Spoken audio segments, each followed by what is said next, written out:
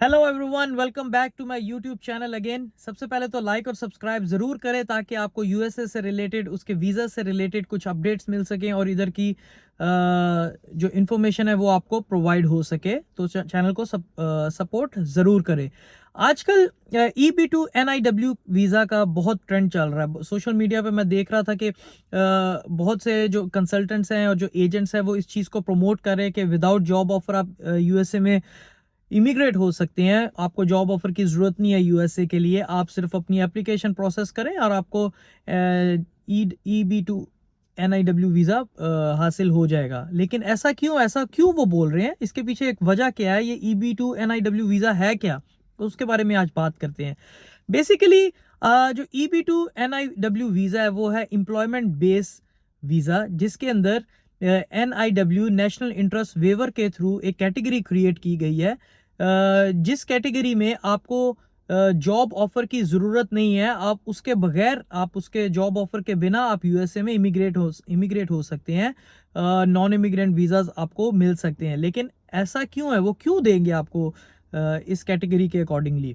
Basically जो category create की गई है नेशनल इंटरेस्ट वेवर, इसके अंदर वो देखते हैं कि आपके पास कोई एक्सेप्शनल एबिलिटीज हैं जो आप यूएस इकोनॉमी में प्रमोट कर सकते हैं, या बेसिकली वो देखते हैं कि आप यूएस इकोनॉमी में कैसे हेल्प आउट कर सकते हैं। आपकी जो एक्सेप्शनल डिग्रीज हैं वो आप यूएस इकोनॉमी में या उनकी जो प्रोग्राम्स हैं उसके अंदर कैसे आप उनको हेल्प आउट कर सकते हैं। कोई एक्स्ट्रा ऑर्डनरी आपने जो काम किया हुआ है अपनी डिग्री में, या आपने एक्स्ट्रा ऑर्डनरी कोई आपने अवार्ड्स हासिल किए हुए हैं, वो उनको कैसे हेल्प आउट कर सकते हैं जिसके थ्रू वो आपको वीज़ा दे सके।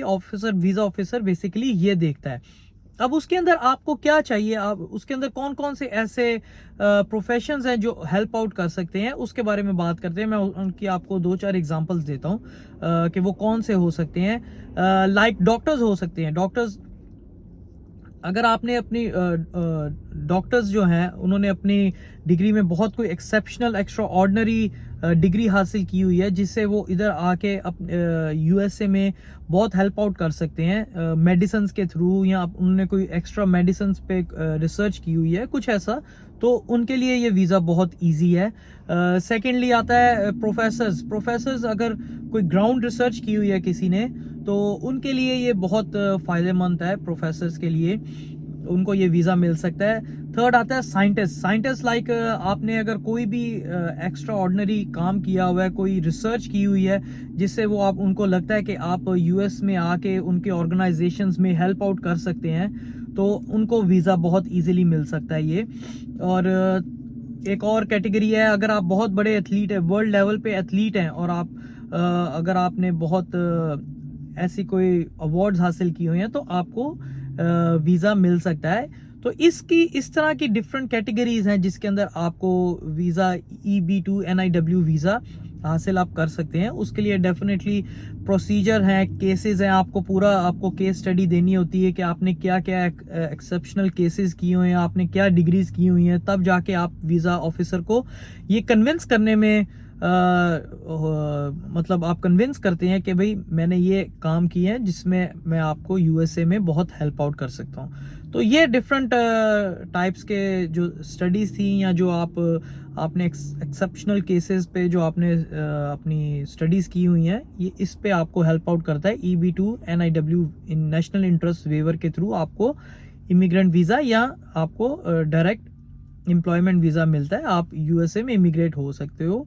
तो ये आजकल का ट्रेंड चल रहा था जिस पे मैं बात करना चाह रहा था। तो डेफिनेटली ये इजी नहीं है, आपको फुल इसकी स्टडी करनी पड़ेगी। आप आंख बंद करके किसी पे भी एतबार करके आप वीज़ा अप्लाई नहीं कर सकते। सबसे पहले आप उसकी डिटेल्स देखें, क्या डिटेल्स हैं, फिर जाके किसी पे एतबार करें। तो नेक्स्ट टाइम के लिए thank you so much, good bye.